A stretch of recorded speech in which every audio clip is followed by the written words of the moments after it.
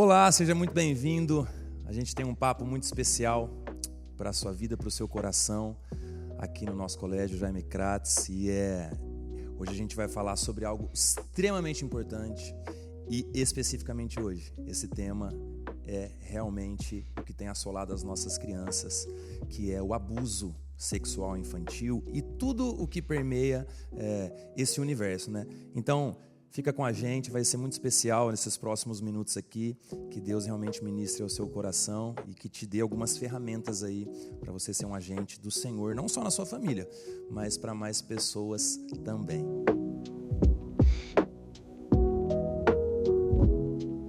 E nós temos aqui hoje Margarida Ferraz, seja muito bem-vinda. Muito obrigada. É um prazer tê-la aqui. Margarida é uma mulher de Deus e tem carregado uma missão muito especial e a gente já vai ouvi-la. Então, fique conectado. Margarida, tudo bem? Tudo bem. Então Graças tá bom. Gostaria que você se apresentasse um pouco. Sei que você faz isso muitas vezes e você vai fazer mais uma hoje. Fale um pouco aí sobre... Só um pouco. Só um pouco sobre... Se for muito, só saímos daqui amanhã. Muito bem. Eu sou, acima de tudo, filha amada de Deus. Eu gosto de iniciar, porque é isto que me caracteriza, ser uma filha de Deus. Sou casada, vai fazer 27 anos. Temos 4 filhos rapazes, 2 noras e espero que os outros esperem um pouco. Então, meu marido é pastor, também em Portugal, e temos este ministério como pastorado também.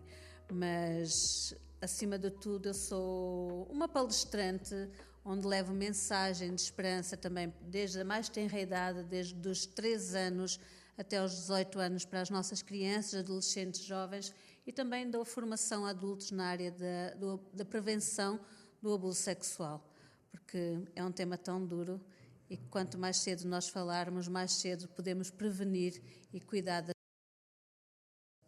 E quando começou isso, assim, quando foi que Deus deu esse despertamento para você? Se puder falar só mais perto aqui do microfone. Eu teria que resumir muito, mas vou resumir. Infelizmente, eu fui uma vítima, hoje sou uma sobrevivente.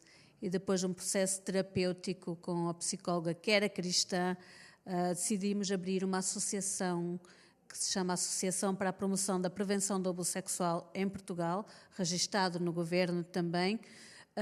E decidimos abrir, então foi na escola dos meus filhos, na pré, ele tinha 4 anos, que eu perguntei se eu podia contar uma história e começou exatamente por aí, que eu comecei a contar a história do Kiki a Mão, que é uma história do Conselho Europeu, e a partir daí olhei para o teto do prédio e pensei, por que não também fazer nas classes em cima, 1º, 2º, 3º e 4º ano? E aí fui falar com a diretora e ela disse, sim, tem a escola aberta. Então surgiu esta oportunidade nessa escola do meu filho e abriu o leque e hoje em dia... Em que ano foi isso? Há 8 anos atrás, 2017 sim, e comecei, portanto, desde 2017 até agora, vamos tirar 2 anos de pandemia, porque não estive nas escolas, mas já foram alcançadas mais de 54 mil vidas, mais de 2.000 palestras dadas. Então, não é por mim, é Deus que tem aberto Amém. portas, levar informação. Porque eu não digo que são números, não foram 54 mil pessoas, foram vidas, vidas que contam, vidas que nós podemos salvar tanto em Portugal como aqui no Brasil, já estive em França, então é uma mensagem que tem sido levada, uma mensagem de esperança também, de que é possível nós combatermos desde bem cedo este flagelo. Amém. O nosso objetivo hoje é esse mesmo aqui, combater cedo. Então, eu queria que a gente, de uma maneira prática, a gente equipasse os pais, educadores que estão vendo, alunos também, que provavelmente vão estar assistindo esse podcast, mas vamos falar um pouco mais sobre isso. O que é de fato assim considerado um abuso sexual? Porque existe isso, não foi um abuso, né? Foi só, não foi tão assim, né?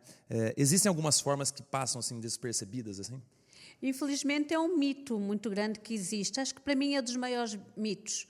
Se não foi penetração, não foi abuso sexual. Mentira. Abuso sexual pode até ser feito contra as nossas crianças e adolescentes. Quando eu falo de crianças, falo no geral, dos 0 aos 18 anos, ok? Então, segundo a Organização Mundial de Saúde, em criança vai dos 0 aos 18 anos. Mas falando sobre crianças e adolescentes, muitas vezes pensam-se, não houve penetração, não houve abuso, mas a criança, a adolescente pode ser abusada também sem toques. Pode ser também abusada através da internet. Ainda anteontem estava numa localidade e lá uma senhora disse, graças a Deus eu nunca fui abusada, mas a pessoa em causa colocava o pénis à minha frente, fora de mim, assim na minha frente, colocava para fora, expunha-se, fazia gestos. Mas para ela não era um abuso? Para ela, graças a Deus, nunca fui abusada. E aí eu tive que interromper, olha, lamento profundamente, mas o que aconteceu foi um abuso, porque abusos sexuais podem ser com toques ou sem toques. E hoje em dia nós temos muitas crianças que estão a ser abusadas através da internet. Ou por contexto de textos, de mensagens, ou por imagens que são enviadas. Crianças que são expostas a conteúdo pornográfico também é uma forma de abusar. Crianças, muitas vezes, e aqui faço um apelo muito grande aos pais para terem cuidado quando têm relação sexual no mesmo quarto onde esteja a criança. Mas não é para a criança, pode ser considerado um abuso, porque a criança ouve aqueles sons e na cabeça dela ela não vai saber se foi algo que aconteceu com ela, mesmo tendo sido os pais, mas na mente da criança vai se perpetuar como sendo um abuso e mais tarde pode ter consequências graves. Por isso é que muitas crianças, às vezes na escola, criança com criança, não é um abuso sexual, são jogos sexuais.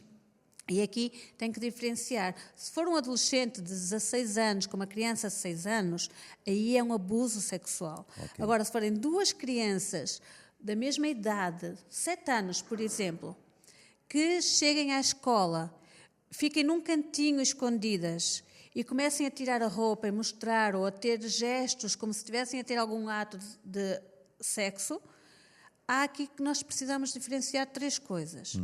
Ou essa criança pode estar a ser abusada sexualmente e só está a reproduzir no coleguinha aquilo que está a passar com ela para que ela possa entender aquilo que aconteceu com ela, ou essa criança está a consumir pornografia e muitas vezes não é dizer que os pais são culpados. Não, os pais não são culpados. O que acontece é que hoje em dia quase todas as crianças têm um celular e, a meu ver, lamentavelmente, a criança não tem idade para ter celular, mas é o meu ponto de vista, tá? E a criança está no celular, está a fazer um jogo e de repente aparece alguma coisa de conteúdo pornográfico e ela sem querer clica, aperta e vai para o conteúdo. Então ela vê aquelas imagens sem os pais saberem que ela está a consumir pornografia. Os pais não sabem.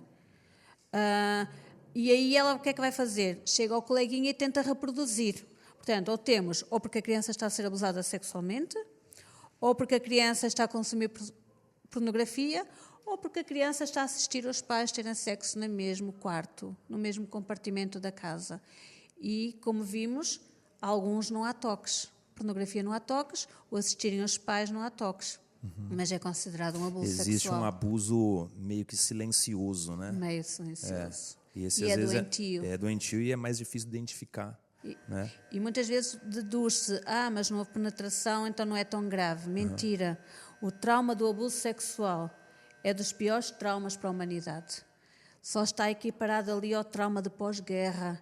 E hoje em dia quase os jovens não foram para a guerra. Então não tem como equiparar. É na fase dos nossos avós, nossos pais ainda talvez, mas para trás. E o trauma do abuso sexual é dos piores traumas que existe para a humanidade.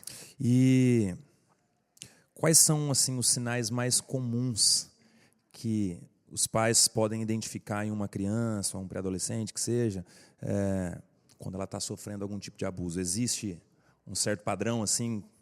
Existe, por exemplo, se for durante as férias que uma criança vá passar férias com os avós, por exemplo, suponhamos, vão passar férias naquele ano, o avô, supostamente, tá? O avô abusa da criança, toca nas suas partes íntimas, começa a tocar nela. No ano seguinte, quando a criança volta, ela começa a dizer, não, eu não quero ir para o vovô, mas não pode falar, porque o avô prometeu que se ela contasse a alguém, iria fazer-lhe mal. Então a criança vai com medo Medo, vergonha, culpa. As crianças carregam esses 3 sintomas muito na vida delas. Carregam uma vida inteira. Vergonha, medo e culpa são os piores. Aí ela não quer ir. E os pais começam a dizer, para de ser boba, olha, o avô ama-te tanto. Nesse caso é bom considerar. Tentar entender porquê que aquela criança não quer ir. Não quer dizer que aconteça, porque cada sinal isolado não significa nada. E existe algum outro além desse? Existe pesadelos noturnos, muitas vezes eles têm. Crianças que nunca fizeram xixi na cama, de um momento para o outro começam a fazer. Crianças com infecções urinárias constantes. Nenhum isolado significa. Nós temos que averiguar cada um e o porquê. Mas como se fosse um alerta. Como se fosse um alerta. Mudança de comportamentos repentinos. Uma criança que era extrovertida passa a ser uma criança introvertida ou ao contrário. Porque uma criança introvertida passa a ser extrovertida. Porquê? Porque ela quer chamar a atenção. Certo. E muitas vezes nas escolas vocês recebem alunos que parece que são crianças hiperativas. Muitas vezes não. Muitas vezes são crianças que estão a se chamar a atenção. Porque infelizmente a maior parte dos abusos sexuais não acontecem com estranhos. Acontece dentro do contexto da família. Isso me leva para essa, que seria a minha próxima pergunta aqui para você. Que tipo de ambiente geralmente favorece, né, esse tipo de situação? E quem costuma... Claro que a gente não vai estereotipar uma pessoa, mas existe também um certo padrão aí. O que você pode dizer sobre isso? Existe. A maior parte dos agressores, isto está nas estatísticas do anuário de 2024, aqui também no Brasil, a maior parte dos abusadores é dentro do contexto da família, são pais. Pais para com as meninas, mas também existem meninos que estão a ser abusados. A estatística está a aumentar também. E costuma-se dizer que o abuso sexual não aumentou, simplesmente se está a denunciar mais. Não. Está-se a denunciar mais, sim, na faixa etária dos mais crescidos. Mas se nós vemos que cada vez, e vocês veem nos noticiários constantemente, criança abusada, criança raptada, criança estuprada, então como é que o número não está a aumentar? Está a acontecer naquele momento porque a criança está a ser naquele momento abusada. Então os números estão sim a aumentar. 1 a cada 5 crianças são abusadas sexualmente. Então a estatística maior aponta para que é o pai, o genitor. Que é o pai e a maior parte com filhas. E vocês viram bem aqui a questão da Ilha do Marajó, não é? Crianças que são... É triste. Infelizmente em Portugal nós também temos. Mas o que eu quero mesmo apelar é que não estamos aqui a dizer que todos os pais vão fazer isso. Não, não é. Mas muitas vezes quando o pai abusa, as mães às vezes têm conhecimento e acabam por ser coniventes com aquela situação. Porque não é bem assim, porque é mentira. São tios, são avós que abusam das suas crianças. Depois vêm os vizinhos, professores, padres, líderes, pastores, chefes dos escoteiros. Então, todo o contexto do conhecimento, amigos dos nossos amigos, pais. Daí eu costumo sempre dizer, cuidado com quem nós deixamos os nossos filhos ir. Eu não deixo os meus filhos dormirem fora de casa. Qual a idade deles? Eles já são crescidos, 2 já são casados, o outro tem 17 e 12 anos. O 17 talvez já possa deixar, mas ainda não foi. E o de 12 anos não deixo dormir fora. A não ser que eu e o pai precisemos urgentemente de ir a algum lugar e precisemos. Mas eu não deixo. E mesmo assim, quando acontece isso, a escolha do lugar... A escolha do lugar é muito seletiva. Muito seletiva. Muito. E eu deixo aqui um conselho. Criem um código com os vossos filhos. Criem. Se um vosso filho for dormir fora de casa, é criar um código. Filho, se acontecer alguma coisa, tens o celular, ligas para mim, com uma cara como se nada fosse, e dizes, por exemplo, uma dica. Mãe, está-me a doer muito a virilha. A mãe sabe que é um código para que alguma coisa grave está acontecendo naquela casa. Quem diz esta dica diz outra, sabe? É só criar uma chave entre a criança e os pais. Aí, se acontecer alguma coisa na casa daquela pessoa, a mãe e o pai sabem que têm que ir buscá-la imediatamente porque algo grave está a acontecer. E aí a criança não precisa dizer, tio, deixa ligar para a minha mãe que eu preciso contar o que está a acontecer. Não, mãe, dói-me a virilha. E aí é um pedido de socorro. Esse aí já somos nós equipando os nossos filhos. Exatamente. Né?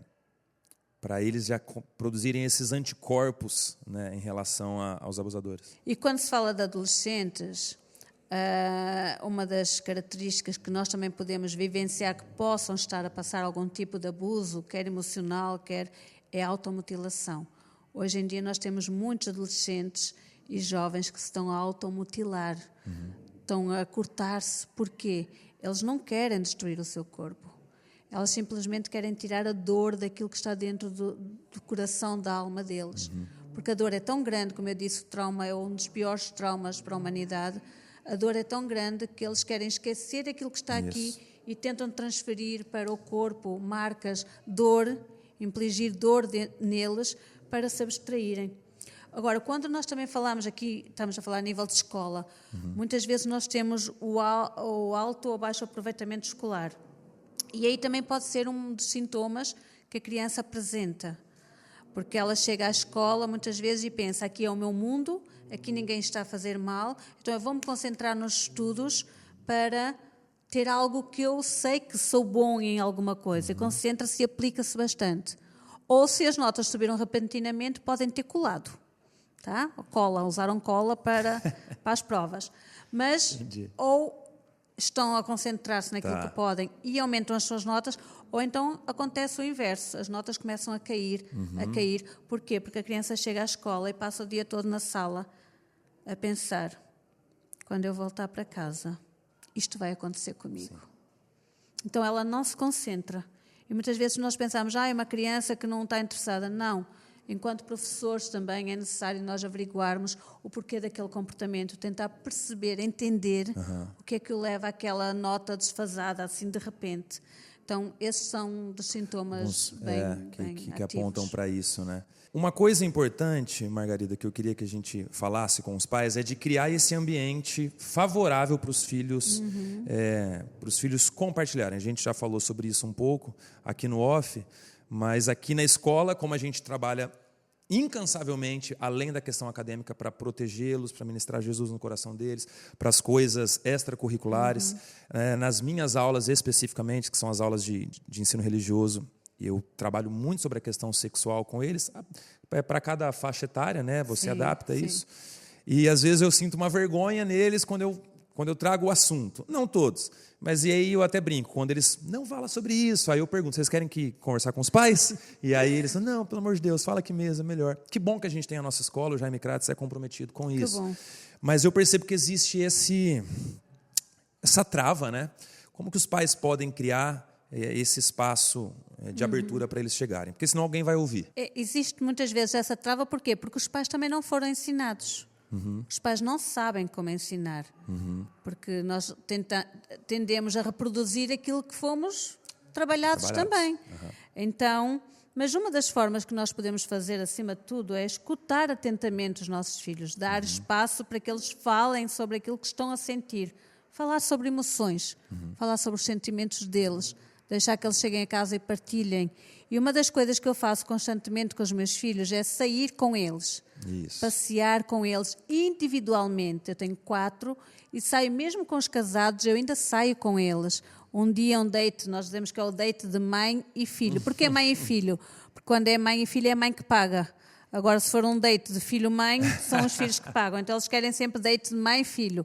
Eu, ok. Entendi. E aí, o que eu faço? Eu dou-lhes espaço para eles falarem sobre aquilo que os preocupa, sobre aquilo que está a afligir. Mesmo que às vezes eles fiquem em silêncio, tudo bem. Eles têm o tempo deles. No momento certo, eles vão falar connosco.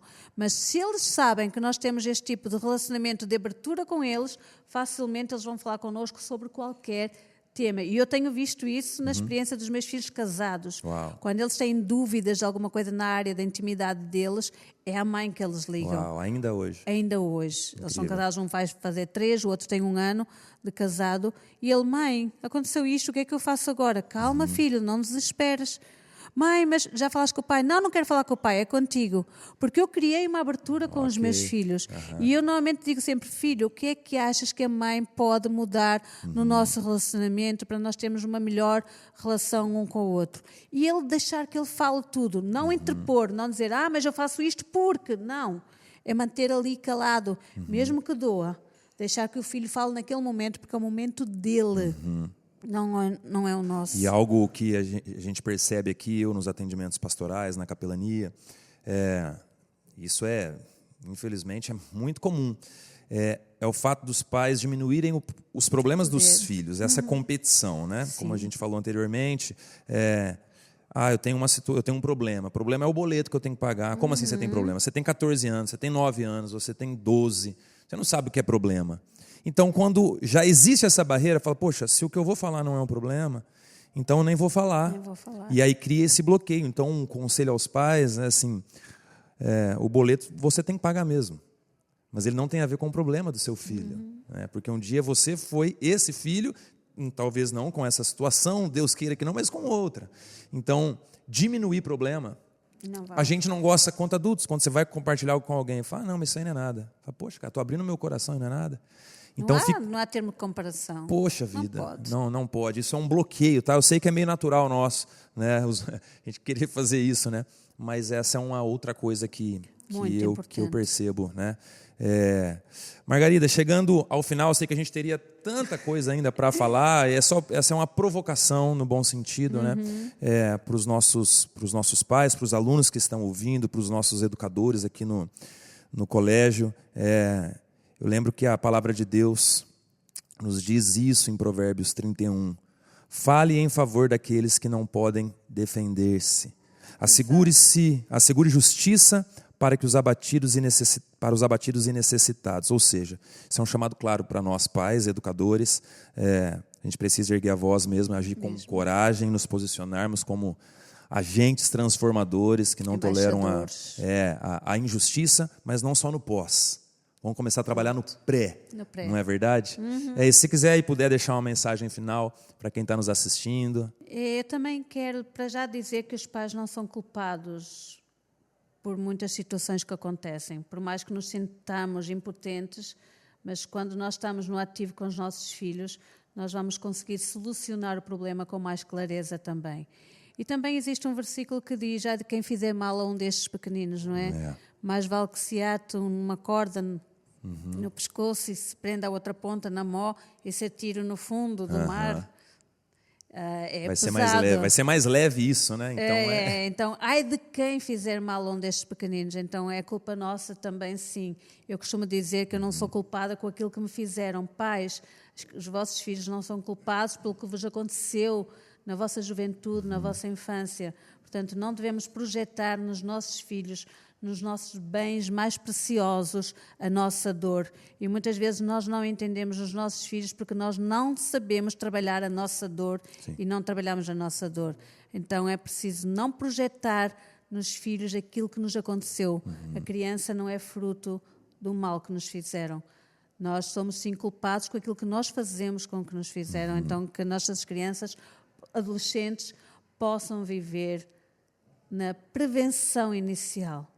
Prevenção.